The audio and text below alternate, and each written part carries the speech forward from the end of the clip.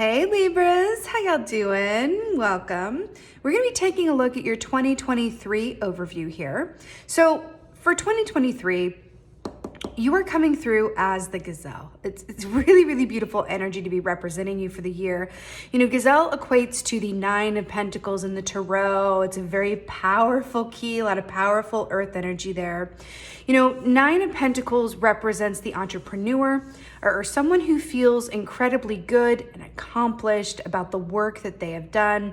They're really firmly seated in their own independence and their own autonomy, right? They trust in themselves, they depend on themselves, and they have no problem at all enjoying the many fruits of their own labor and their own efforts. So it's a really, really stunning energy for you coming in here. So with this gazelle energy as well, there's, you know, another aspect to it, which speaks of, you know, the shadow side. There's a shadow side to everything, which speaks of fear, right? Because those big ears on the gazelle, that's their biological imperative so that they can hear danger from far off and then reroute quickly so they don't become food for the lion, right?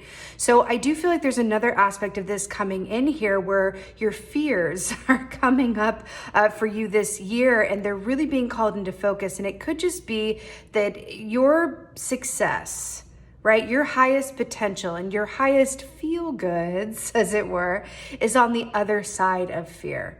So what's really fascinating as well is your challenges are the moon for the year, Pisces energy. So this is really fascinating because the moon is about the unknown.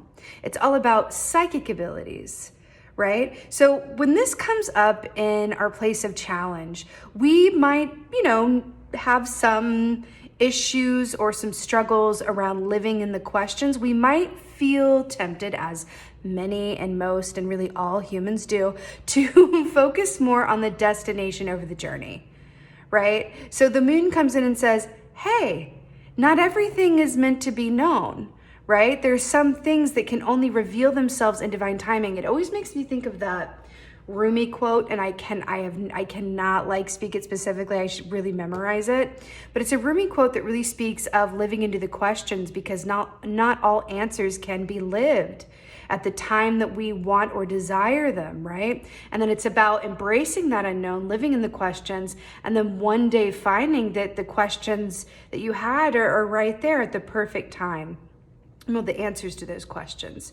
So really interesting. Also, you know, the fact that represents psychic ability as well, there could be some either resistance or fear around, you know, something to do with your intuitive self as well. And it could be when that comes up that fear can really block our intuition, and it just does. They can't really live in the same house. So fear and intuition could be vying for the master bedroom in your house, as it were, which is very common as well. So your victories. Let's talk about your victories. Page of Swords here as your victories with this beautiful Roadrunner. Now, you being an air sign, this feels really good to me, coming in as yourself for, you know, the victory aspect. So Page of Swords, it's insights, it's ideas, it's possibilities. You know, the archetype of the Page of Swords is like a child who has a lot of questions. If you've ever been around kids or have kids, they love their questions, right? Just all questions all the time. You gotta love it. And that is Page of Swords energy. It's like, but why? But what if? But how? Can you imagine if? What would you do if? Right? It's all of that. So the fact that this is coming in as your victory for the year, you are asking the right questions. Your ideas are divinely inspired. The fact that this is linking you up with the 9 of Pentacles with the gazelle as well, it really feels like you're being called to really, really listen to those ideas and those desires that come through for you as they relate to your 9 of Pentacles reality or dreams or goals. When you cast yourself in the role of 9 of Pentacles as the successful, whether it's an entrepreneur or you're just feeling successful in the work that you do or in finding work that makes you feel really, really satisfied and really fulfilled, what does that feel like to you? And then from that place, really think about and imagine, like a Page of Swords kid would, right? Like exactly what that might look like.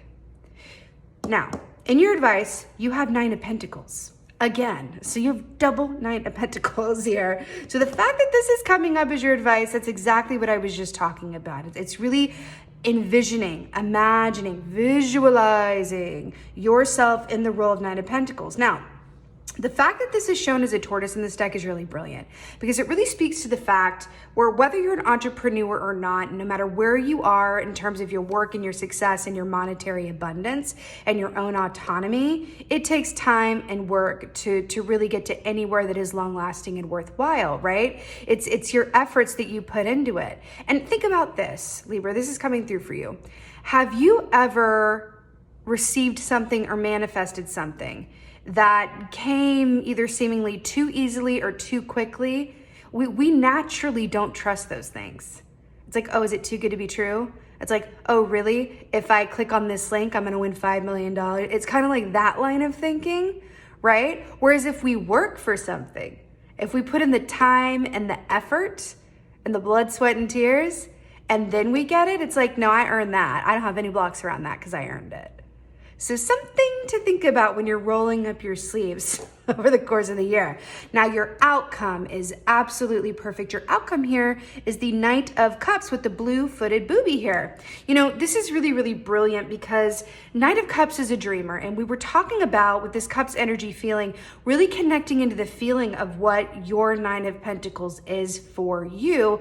And then going on to the visualization of, okay, what are the details of that feeling, right? What would it feel like? Would it feel like me working for myself? What would that feel like? How much would I want to do? What would I want that to be? Would I want to have coworkers who I hire? Or what is this aspect of me with this other, idea or opportunity I have? What if I were to really give that some extra energy and all of my spare time? Right? It's that line of thinking. So the fact that your Knight of Cups is your outcome, it's like you really stepping into your dreamer self and you really committing to the people, places, things, right? Because Cups, emotional matters that really, really, really fill your heart up, right?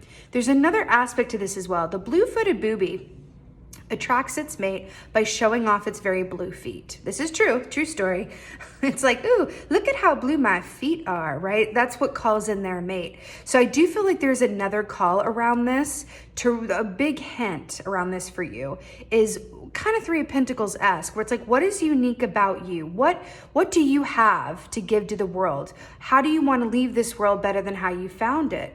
What are you particularly genius at or great at? What comes easily to you that if you put some effort and time and resources towards could really blossom into something that could give you a level of financial abundance and really, really, beautiful feelings of accomplishment, right? That have to do with your unique abilities and point of view. You're really being asked to give yourself, this time and effort. Really allow those questions to come through. Think, meditate, journal, keep your eyes open, right? And then the moon. We can really trap ourselves and limit ourselves by overthinking things and not just taking one step on the path at a time. And your advice is that with the tortoise. So don't block yourself off by overthinking something or thinking about, things that are just too far down the road. If you have an idea, if you have a desire, if there's something that you've wanted to move on, all you need to do is imagine what the first step would be. Then when you do the first step, imagine the second step. And then when you do the second step, imagine the third step. And it's step by step. Step by step, stone by stone, pentacle by pentacle. That is what's going to get you there and not impede your progress. And this is really, really, really, really beautiful, Libras. I am very excited for you. I think that ultimately you have the opportunity and the potential by the end of this year to be in such a beautiful place in terms of emotional fulfillment in the work that you do, because Knight of Cups only does work that he loves. Right? That's why he's a bit of a dreamer. He's very choosy about how he spends his time, right? But I'm really drawn to the fact that this is by the beach. I feel like you're going to have a sense of emotional freedom at the end of the year. The fact that you're coming through as Knight of Cups, it just feels incredibly rich, incredibly fun, and incredibly, full. Really, really full, where you're really ending the year in a place of like, I feel very, very satisfied and excited. And my emotional relationships are also benefiting from this aspect of me that is manifesting my dreams into a reality one step at a time. Because I also feel with this child energy that there are other people around you, whether they're your own kids or just other people around you that are just watching you and going to see you, move through all of these things and manifest your dreams and your potential in this way. And it's going to be very inspiring, which is really, really beautiful as well. So with that being said, my beautiful Libra butterflies, I'm sending you so many blessings for your 2023 ahead. I so hope that this gives you all of the excitement and motivation and passion with which to go into the new year. It looks like it's going to be a beautiful one for you. And with that being said, just thank you so, so much for being here. Let me know in the comments how this finds you. How are you feeling about being a gazelle in 2023? And most of all, just thank you. Thank you for being you. And be well. Until next time.